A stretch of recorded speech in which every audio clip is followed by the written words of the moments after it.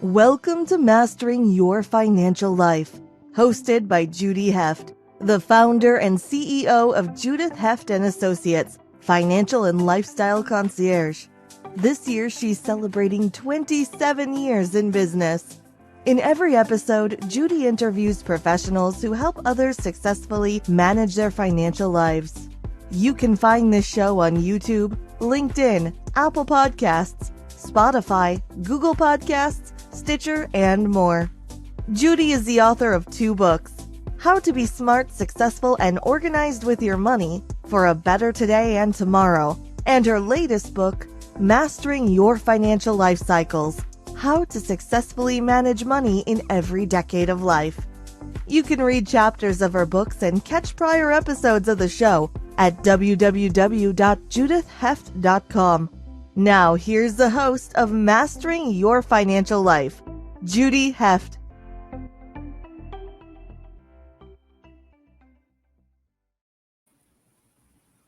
Hello, everybody. I'm really excited. Today's our 74th episode, and I'm here with Frank Demming. Frank, I've known for quite a while, and he's a terrific guy, and he's a great businessman. His company is Local Business Marketing Solutions, and he's a lead generator, and he mostly works for attorneys doing local business strategy. He's also an author. Marketing Solutions for Local Law Firms is the name of his podcast, and we're going to talk about that a little bit, and we'll talk about his book about marketing and hear what he has to say. So welcome, Frank. I'm really excited to have you here as my guest. I'm super excited being on this podcast. I've been following it for quite some time myself, so I'm happy to be on. Oh, thank you. I'm happy to have you. So what made you start your own business? I think you had a corporate background first. Yeah, so it's a long story. I'm going to cut it down to Reader's Digest version. Basically, I was the only person in my family. I looked at my family history. No one in my family has ever started their own business. We were just standard, go to school, get good grades so you can get a good job and live life, happily ever after. So I kind of wanted to break that mold for 2 reasons. A, I wanted to leave something to my kids, legacy, some sort of legacy, something that they can say, hey, my dad left me this. And B, it was just, I wanted to break that habit. I really, really wanted to just say, why isn't that no one in this family has ever owned a business? I've ran into so many people who are the opposite of that everyone owned a business and they don't know anything about the corporate world. So I wanted to break that mold. So I'm the opposite of that. I grew up in the family business. My mom started a business back in 1955 on her own. And I feel like I was born to be an entrepreneur. I've never worked in corporate. And so for me, it was just a natural thing to do. So if I have to go back and work for somebody else, I think I'm going to be in big trouble. Yeah. I can be bossy. Just ask my kids.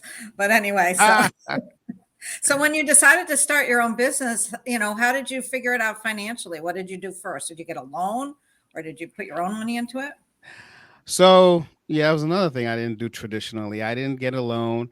I looked at options for loans. So what I did was I cashed out my 401k. Wow. I took a huge risk and I said, you know what? I'd rather pay myself back than a bank. So that's how I funded my business. Wow, that must have been a big, huge loss, though, taking out money out of your 401k. That was a big risk. It's a good thing your business is so successful. Yeah. It wasn't like that the first 5 years, though. Yeah, I was kind of similar. I didn't take out any loans either. I just kind of built it up organically. I've never borrowed any money against my business. I'm pretty proud of that. And, it's hard to do, though. I think when you're struggling, you just want to but I just put everything back in the beginning. You probably did the same thing because you got to do that to get it going. Yeah. Every dollar that I got, I didn't use. I just put it right back into marketing. Yeah, I did the same thing. So, you left corporate America. You were used to getting a paycheck, a W-2, and then here you are out on your own. And it's a lot different managing your money and, paying for things when you have your own business. And you know what? It's a funny thing. A lot of people say, oh, you're an entrepreneur. You don't have to work. What do you mean you don't have to work? You have to work harder. You can take time off. Not really, not in the beginning, especially. At this point, I can take time off. But in the beginning, when you're struggling and you want to put all that money back into the business, it's not easy. So how did you handle your finances? Well, there were two phases of that. So the first phase, the answer is not very well. Because I was still thinking like a W-2 person. I was forgetting that, I have to pay taxes on some of this money that's coming in, right? I didn't know anything about that. So then I got into a coaching program that talked about business development, talked about business structure and all of that. And I got this formula that I still use to this day. Even if I have a team now and everything, it's 10 10 3 7 70. So it's at 10% you give it away, another 10% you pay yourself, 3% you put it towards education, so you invest in yourself, 7% you spoil yourself with, and then 70% you live off of. And in that 70% is also what's in there of taxes and all that kind of stuff. So when you break it down that way, the way the course taught me, the coach, taught me was, that's how you know how to price your products, because you know what you need to live off of. So that really helped me tremendously. That's a great formula. I've never heard of that formula. It's interesting. I like it. Mm-hmm. I like that the 70% is really, invest in yourself. But I think one of the things I did, and I only started doing this about maybe 8 or 10 years ago, is the profit first method. I don't subscribe to that, but I do that myself, and we help some clients with it. So I do the allocations. The money comes in, it goes into one account, and then I transfer it into all the other accounts to just keep it clean. But I change those percentages a lot because things change. Payroll changes; it always gets higher. With growth, and other things grow too. But that was a really great way for me to do it too. And I think one of the things about being an entrepreneur is, in the beginning, we pay ourselves last. And that's really, and that's what we think we do. If there's anything left over, we take it for ourselves. But I think with the way you're doing it and the way I'm doing it, we pay ourselves up front. And we need to, because we need to have our, we don't want to be stressed out about personal finances, and we want to make sure the business runs smoothly too. So that's great that you did that. I love that 10 10 3 7 70. It's pretty, I'm going to have to look that up. It's interesting. So thanks. I don't think it's out there anywhere, to be honest with really? you. That was this guy's personal strategy. It's a good strategy. Mm-hmm. It's been working for you. How long have you been using it? A few years? So he gave me that idea in 2012. Mm-hmm. There you go. Well, yeah. So I guess it worked. And you're very successful now. So that's a good testament to it. That's great. So, it's like you said, it's not easy. You're used to just getting a paycheck and taxes come out of it. And, maybe you have some other deductions and everything, but it's a lot different when you have a business, when you're, trying to do those finances, because you have rent and everything else. So that's great that you do that. So are there some kind of aha moments that you figured out? In terms of running a business, finances, all. The biggest aha moment to me, and another good advice that I got from another coach, because I'm a huge advocate of coaching, Judy. That's how you and I met, actually. That's how we met. Is you got to get comfortable being uncomfortable. And that was a hard pill to swallow for me at first, because I was used to being comfortable. And let me break that down a little bit more, so we'll give more context to the audience here. So, for instance, I was accustomed to, I'm coming from a W-2 lifestyle. And I knew every 15 days I was going to get some kind of either a paycheck or some sort of entry into my bank account. So I knew, oh, I have X amount to splurge on, right? So if my buddies want to go out or whatever, if I want to take my wife out, I know I can. So having that uncomfortable feeling of not knowing where that next if a credit card was going to bounce from one of my clients, let's say, or someone was automatically going to say, well, I'm canceling the contract.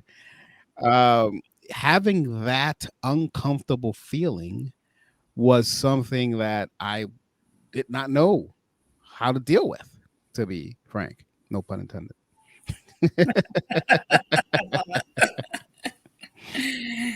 Yeah, so that's pretty interesting. I think that, when we're as entrepreneurs, it's a whole different thing, like we're talking about. And, it's just like wanting to be comfortable. And I think the paying ourselves first and putting that away is really a good way to help us keep a little calmer about it. Cause it can be nerve wracking. You never know what's going to happen. Like you said, the client could cancel a contract and there you are. And At so any time.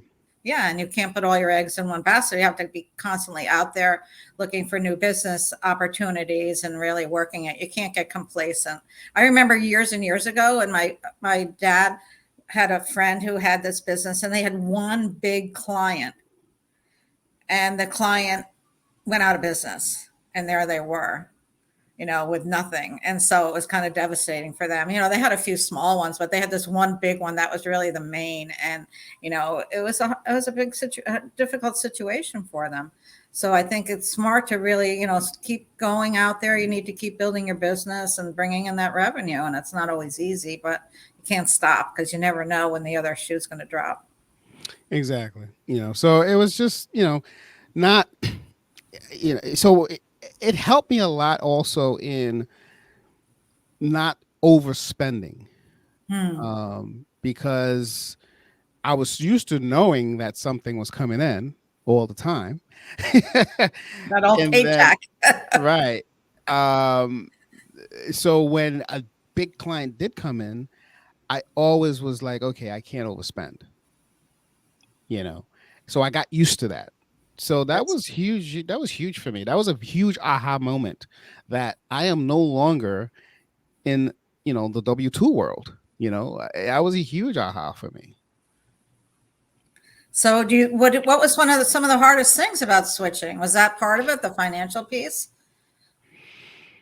Yeah, the financial piece, and in that time, now I don't see it this way, but in that time I also saw it as the insecurity piece. Or I was like, I thought I was secure in a corporate job at that time. Now I see it totally different. I'm a totally different person today than I was back then. So that insecurity was big for me, Judy. It was big. Yeah, it's hard. It is a big transition of not having that paycheck coming in, and also insurance, health insurance, and everything that comes with having a corporate job, matching 401ks, paid time off. Like I talked about before, we don't work, we don't get paid. It's not the same as having all these vacations coming to us. So it's a whole different ballpark there. So let's take a little break now, and then when we come back, I want to talk to you. I want to hear about your book. I'm really excited about that, and your podcast. Sure. Hey there. I just want to tell you a little bit about my new book that just came out called Mastering Your Financial Life Cycles. And here it is. It's how to successfully manage your money in every decade of life.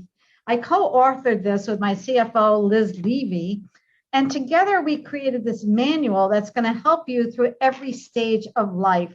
We talk about having a baby. We talk about young adulthood, pre-retirement, what to do when you're at that age of retirement. If you're contemplating divorce, do you need an estate plan? We cover all of these, each subject in a different chapter. And I really think that you're going to find this so helpful because at the end of every chapter, we have checklists that you can look at and you can use, and they can be a guide for you.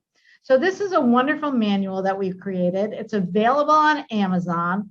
You can also find it on our website at judithheft.com/book. And we're here for you. If you need anything, reach out. I hope you enjoy the book. Here's another picture of it, just so you know what's going on. Here it is. And I'm really proud of it. It's my second book. And I'd love to have you read it and give me your feedback. Judy Heft, judithheft.com, financial and lifestyle concierge, celebrating 26 years in business. And over the years, I've learned so much. And what I've been trying to do is impart a little bit of this knowledge to you so I can help all of you become as financially organized as I am. And we're back with Frank Demming, Local Business Marketing Solutions. So I want to hear about your book. I'm really excited about that. It's called 7 Steps to Recession Proofing Your Business. And that's a great title. So let's hear what it's all about. Everybody wants to recession proof their business. Yeah, 100%. 100%. So let me tell you the origin why that title is that way, because I started my business in 2007. We all know what happened in 2008. The only reason why I was able to sustain and continue going is because of some of the strategies that I used that are still effective today in that book. So can you give us a hint on some of the strategies? It's all about being present. You have to be present. Continue being present and never stop marketing. So the biggest mistake a small business can do, especially if you're a small business, because think about it, the big businesses don't do this, but the biggest mistake that a small business can do is stop marketing. That's a huge mistake. So being present, having an online presence or some kind of a presence, always being top of mind of someone. There are other nuances to it that are in the book, obviously, but you have to have a plan of how you're going to maintain your presence. That is the key. That makes so much sense to me, and when we were together with Fabienne and Boltart, that was one of the things that I learned from her. I had a newsletter, but I sent it out once a month. I didn't want to inundate people with annoying them with my newsletter, and then she said, and then I started doing it every other week. And then she said to me, do it every week. And I'm like, really? I did it. And then she said, as far as posting on social media, she said, you have to post on social media every day. I'm like, really? People are going to be sick of me. But you know what? I started doing that. And I really feel that really helped my business grow because like you said, it keeps me on top of mind of people. I've gotten referrals from people that I've known for many years, but I haven't been in touch with them for 5, 6, 7 years. And they see me on LinkedIn all the time. And people say to me, you're everywhere. You're always on LinkedIn. And I think it really helps. It's not pushy stuff. I try to just be educational, but it just keeps my name in front of their minds. And I think I agree with what you said 100%. It's so important to just be consistent and not drop the ball on it. Sometimes you think you're pestering people, but not. It's a mindset thing, which is a huge also factor of my success in business, to be honest with you, Judy, is mindset. I mean, other than the financial management piece, which is what we're talking about here, but the mindset of, am I bothering people? The answer is you're not. That's where our insecurities come in. As entrepreneurs, we get a little insecure. I do. And you talked about it before a little bit. I mean, it still creeps back in there. And it's that imposter syndrome creeps back for me sometimes. It's like, oh my gosh, what am I doing? But it helps. It's been important for me to keep my name out there so consistently. And it has for you too. It works. Yeah.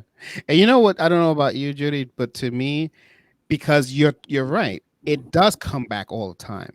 And to me, what keeps me away from going back into that is by being a part of a mastermind. Masterminding was huge in my success as well.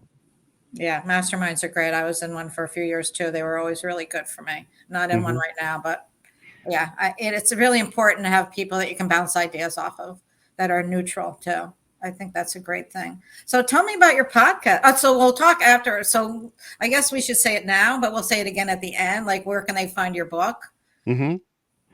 My book is you could be found it could be found on Amazon. That's the best way of getting it. I used to sell it off my website. I no longer sell it off my website. I ran out of copies and I just didn't order anymore. So it's just easier for you to get it on Amazon. It gets shipped right to your door, and and it's an easy read. It's an easy read, and it's an action taking book, so you can start implementing some of the strategies in there right away. Well, that's great. So then now you have a podcast too. How long have you had your podcast? This is my 5th season. Wow, that's great. So tell us about your podcast. It's called Marketing Solutions for Local Law Firms. It's geared towards how law firms. It's basically marketing solution for local offices. That's actually the title says it all. And we talk about things like social media. We talk about things like lead generation strategies. We talk about AI. How is that affecting the industry and the marketing industry? We talk about all of that. And I also have a segment in there or a series called Meet the Attorney, where I interview attorneys on the podcast, and they talk about their